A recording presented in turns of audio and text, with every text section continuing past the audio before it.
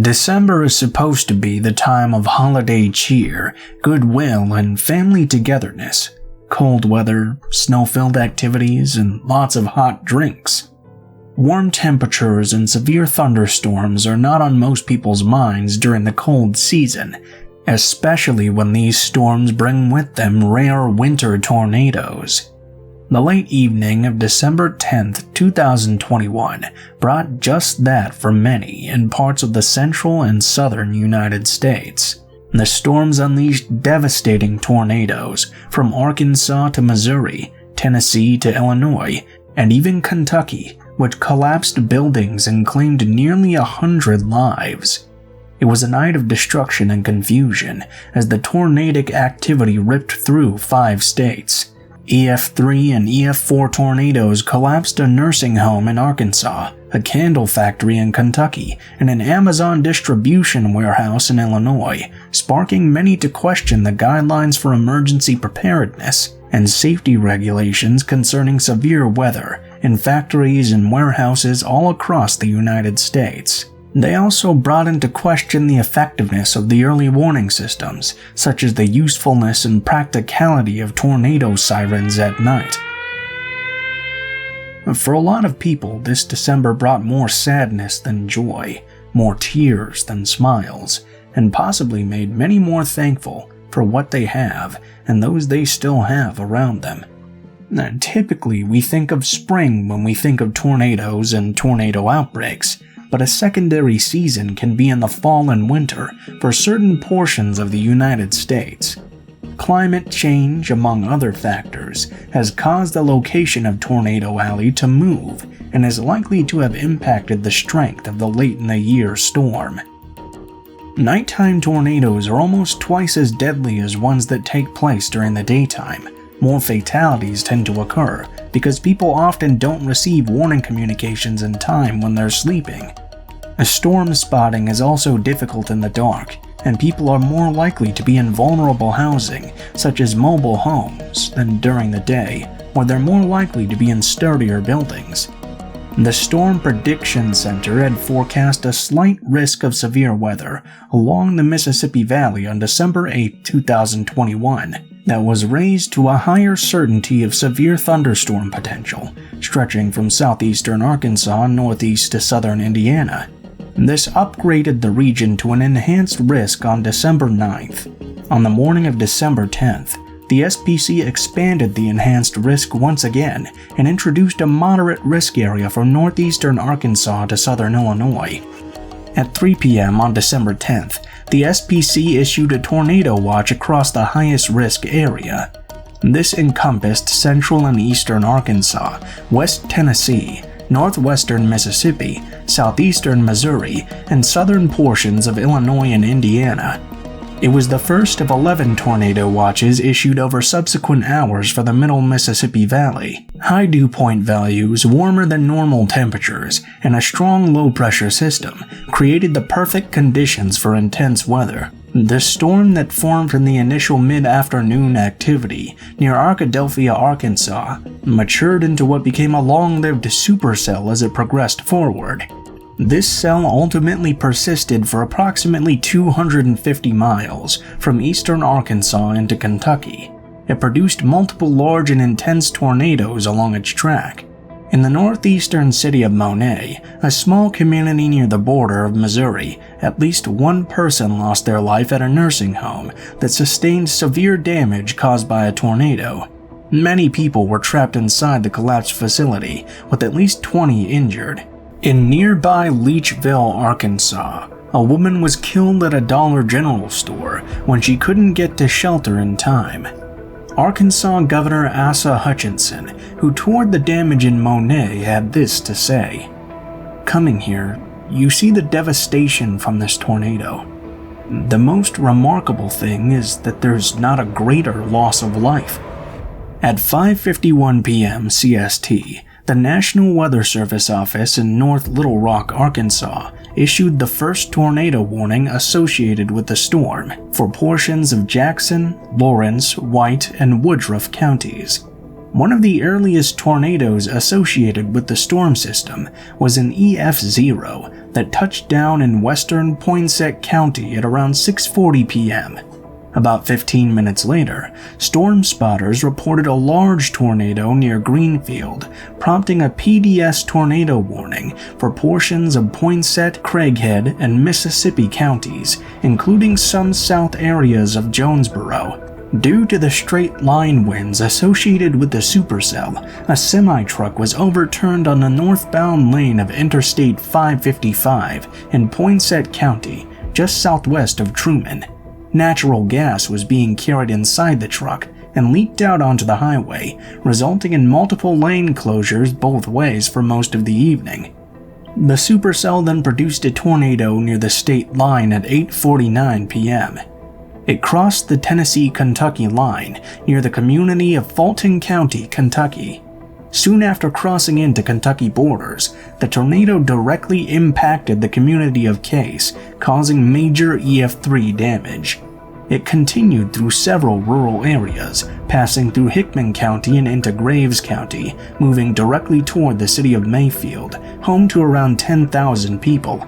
A tornado warning had already been issued earlier that evening at approximately 5:30 p.m. A second tornado warning was now issued at 9 p.m.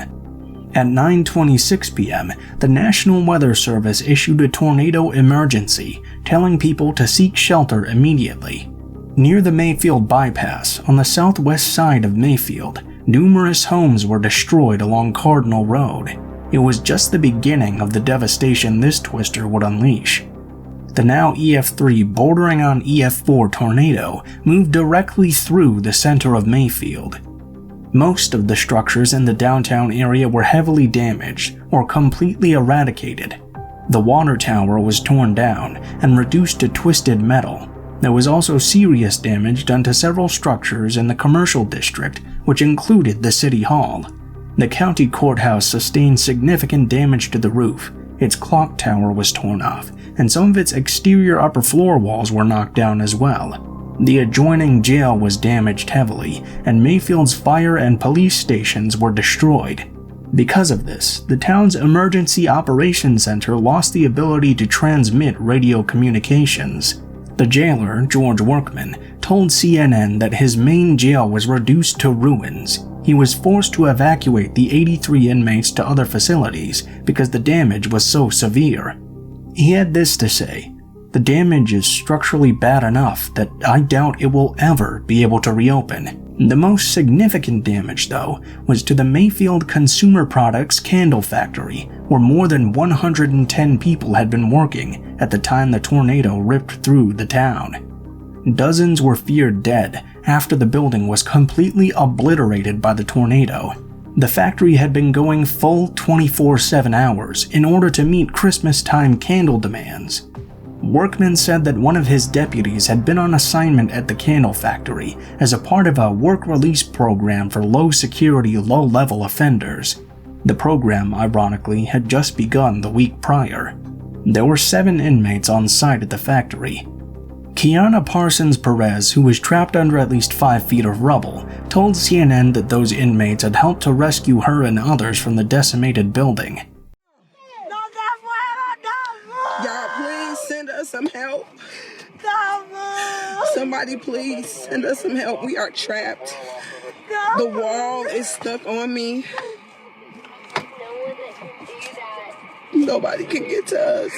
Y'all, please. We can't move. Andrea, calm down. Whew. Y'all, please, y'all, pray for us.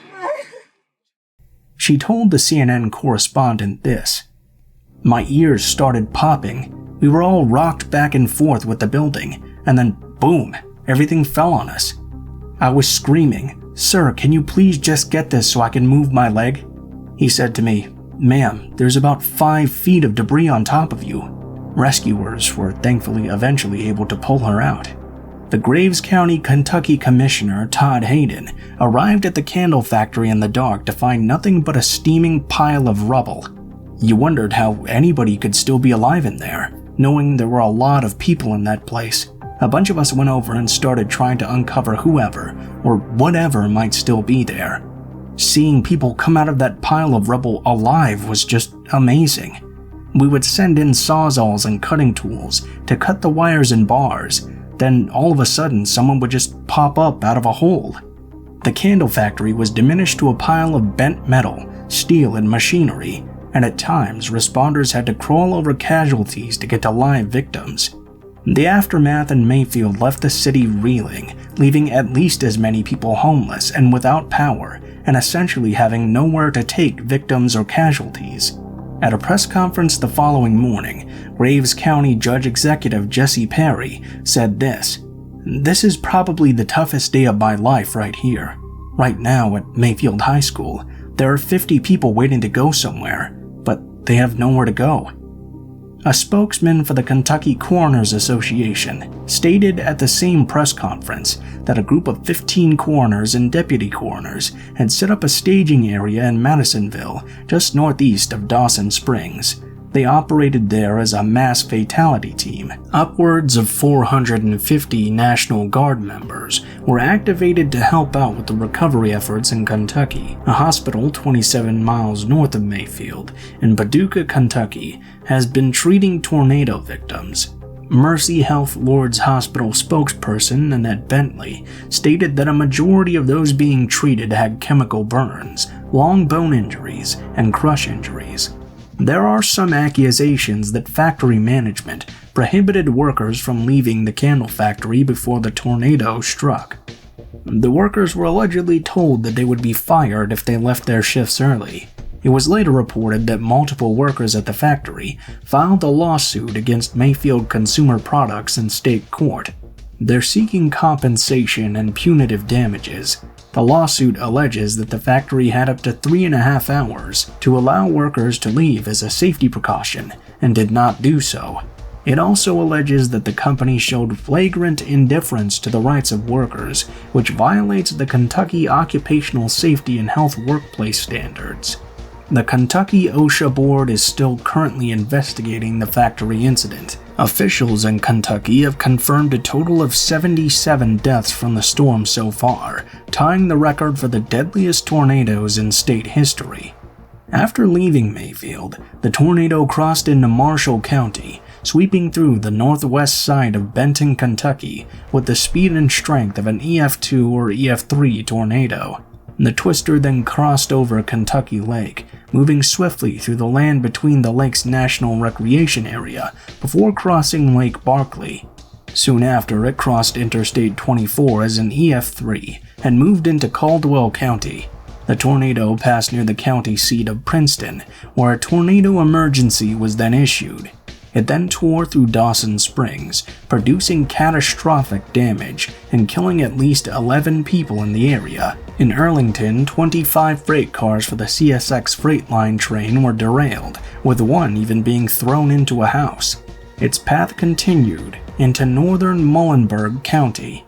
A tornado emergency was then issued for the community of Bremen, Kentucky, urging people to seek shelter immediately. Unfortunately, the tornado still managed to take another 11 lives there. Now weakening in strength and down to an EF1 level, the tornado crossed into Ohio County at 11:10 p.m. It sheared its way just north of both Centertown and Hartford, fluctuating in intensity due to the more rugged terrain. Along Kentucky Route 85, it picked up strength to EF2 levels. As the tornado began to enter flatter areas near Hartford, Kentucky, the terrain caused it to once again intensify to an EF3. As the twister crossed US 231 and Interstate 165, immediately north of Hartford, 2 tractor trailers were lifted and thrown 40 yards from their original position. One of the cabs of the semi-trucks was badly damaged. Lasting in strength, it crossed I-165 and moved toward Kentucky Route 69. Passing just north of Oleton, the tornado crossed the Rough River for a 6th time, producing EF2 strength damage. It paralleled the Ohio-Grayson County line northeastward, very briefly crossing a bend in the Rough River into Grayson County. Entering Breckenridge, it then paralleled the Breckenridge-Grayson County line, where it again crossed the river momentarily, entering Grayson County, northwest of Falls of Rough. Crossing the river for the final time, now northeast of Falls of Rough. The tornado downed several power lines upon re-entering Grayson County. It finally dissipated near Park Drive at 11:47 p.m. while trying to pass through Rough River Dam State Resort Park. This tornado in total was on the ground wreaking death and destruction for almost 3 hours, tracking more than 165 miles from Woodland Mills to the resort. At the same time as this tornado moved through Tennessee, Kentucky, and Arkansas, another massive one was hitting parts of Missouri and southern Illinois. Northeast of the I-270/I-255 interchange, a strong tornado touched down at 8:28 p.m. As the tornado intensified quickly to an EF3, it traveled rapidly to the northeast. In St. Charles County, Missouri, a woman was killed in her home and 2 others were hospitalized. Peak winds with this twister reached upwards of 150 miles per hour as it moved into Edwardsville, Illinois, passing directly over an Amazon fulfillment center. 6 people lost their lives when the Amazon facility was struck by the tornado.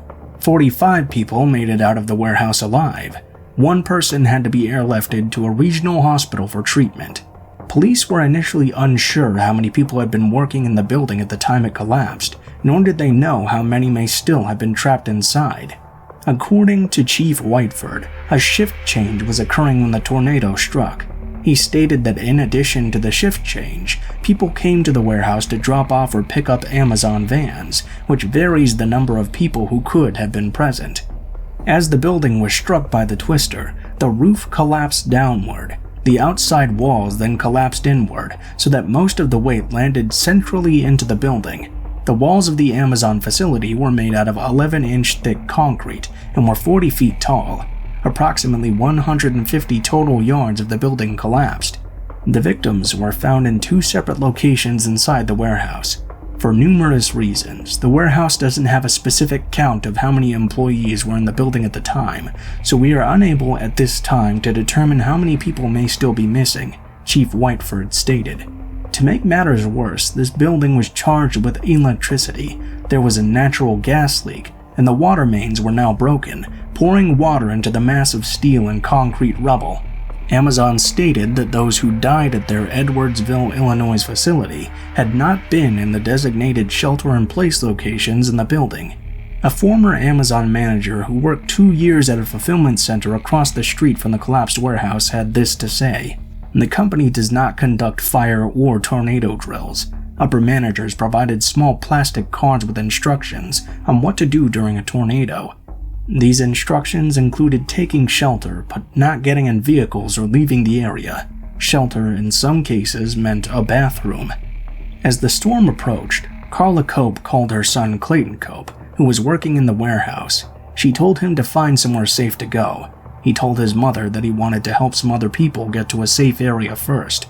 She would later learn that he lost his life when the building collapsed. He would have been turning 30 years old this December. Since this incident, Amazon has offered condolences and to pay for any funeral expenses. On December 11, 2021, Amazon founder and executive chairman Jeff Bezos issued a statement about the company's Edwardsville warehouse on Twitter. "The news from Edwardsville is tragic.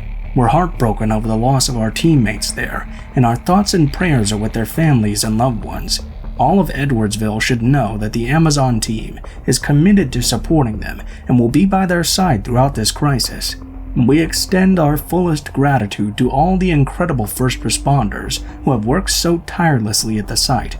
Afterwards, Amazon stated it would be donating $1 million to the Edwardsville Community Foundation, as well as providing relief supplies including transport, food, and water. Even as Amazon undertakes its own investigation as to what happened in Edwardsville on December 11th, and despite the fact that the warehouse has had no prior violations, OSHA is currently investigating the deaths that occurred there. OSHA states that disaster planning should include training drivers what to do if they're caught outdoors during severe inclement weather, such as tornadoes. Meanwhile, Illinois Governor J.B. Pritzker said building codes may need to be toughened as storms of this magnitude become more frequent. Existing standards generally require buildings to withstand winds of about 100 miles per hour. Tornadoes are often far more powerful. A prime example of this would be the twister that tore through the Amazon building itself, which had wind speeds of 136 to 165 miles per hour. Warehouses are not required by federal law to have tornado shelters that meet international or federal emergency management agency standards. Workplaces are required to have emergency plans and procedures, though. Amazon stated that all of its facilities have take shelter locations, which are generally interior rooms or areas without windows, such as bathrooms or employee break rooms. President Joe Biden told reporters on Saturday, December 11th, that he had been closely monitoring the situation and had called the governors of the states that have been severely impacted by one of the largest tornado outbreaks in U.S. history. "I want to emphasize what I told all the governors. The federal government will do everything it possibly can to help." He told reporters that he plans to travel to the region to survey storm damage when the circumstances allow. He expressed that he didn't want to get in the way. When a president shows up, he shows up with an awful lot of personnel, and an awful lot of vehicles, and a lot of "we can get in the way" unintentionally. In a message he posted to Twitter, Biden called losing a loved one in storms like this an unimaginable tragedy. The White House reported that he had directed FEMA and other federal agencies to provide the speediest assistance possible to impacted communities. They also later stated that Biden had approved a federal emergency declaration for Kentucky. Tennessee Emergency Management spokesperson Dean Flenner told CNN that they had 4 weather-related fatalities in Tennessee, 2 in Lake County, 1 in Obion County, and 1 in Shelby County. TEMA Chief of Staff Alex Pelham said during a news conference that there was 1 person who remained missing at Lake County as of Saturday, December 11, 2021. Governor Bill Lee of Tennessee said that there could have been many more fatalities from the storms, but it seemed the warnings had helped. The residents in those communities were notified of the danger and of the imminence of these storms, and in many cases we know that there were significant evacuations in those communities. We really do know now that it reduces the loss of life in our state. More than 30 reports of tornadoes in at least 6 states were made between December 10th and December 11th. There were approximately 400,000 homes and businesses without power across 8 states in the South and Midwest. This included more than 130,000 in Tennessee and more than 60,000 in Kentucky, according to PowerOutage.us. The amount of tornado warnings issued in the U.S. Friday before midnight surpassed 100 across portions of 9 states. This was the most ever in a single day in December. 8 of the tornado warnings issued by the NWS in Memphis and Paducah, Kentucky, were tornado emergency declarations. This was also the most issued during the month of December, breaking the previous record of just 3 on December 23, 2015. The longest stretch of devastation ranged more than 250 miles, from Arkansas to Missouri, Tennessee, and Kentucky. That stretch may have been hit by 1 long-track tornado, a CNN meteorologist said. If it was 1 twister, its path may have exceeded the longest on record. A tornado that was on the ground for 219 miles in 1925 in Missouri, Illinois, and Indiana. This infamous tornado is referred to as the Tri-State Tornado, which killed 695 people. Governor Beshear said that the collection of tornadoes was the most destructive in the state's history. Joe Biden told reporters that he would be asking the Environmental Protection Agency to examine what role climate change may have played in fueling these devastating storms. He also raised questions about the country's tornado warning systems. As of now, recovery efforts are currently underway. Disaster aid and humanitarian groups, such as the Salvation Army, the American Red Cross, and World Vision, are collecting donations and traveling to or shipping relief items to affected areas to provide aid. Ultimately, Tennessee, Illinois, and Kentucky submitted emergency declarations on December 13th. The collection of tornadoes this December has been identified by some media outlets as the Quad State Tornado. It's the deadliest December tornado event ever recorded in the United States. One of the most extraordinary aspects of this severe weather event was the long-lived nature of the tornado-producing thunderstorms. Doppler radar analysis estimates that the supercell maintained a nearly continuous rotation, averaging 95 miles per hour for approximately 4 hours and 20 minutes. It set a new record for confirmed tornadoes in the month of December, with 69, a record very recently broken on December 15th, when a larger outbreak, though not as devastating to life, produced 79 tornadoes across the Midwest. Forecasting for this event was accurate and predicted a major outbreak several days in advance. The affected National Weather Service local weather forecast offices issued timely warnings, watches, and information on how to stay safe. Since 1950, there have been only 21 tornadoes in the United States that were considered violent during the month of December. The current death toll of about 90 people from this outbreak, plus the previous tornado deaths throughout the year, makes 2021 the deadliest year for tornadoes since 2011, when more than 500 people were killed. During the outbreak in May 2011, more than 170 people lost their lives. As of December 20th, 559 applications for individual assistance have been approved for a total of 3.3 million. Though officials anticipate billions of dollars of damages, with AccuWeather's initial estimate coming in at $18 billion in total damage and economic loss, making it also the costliest tornado outbreak in U.S. history as well.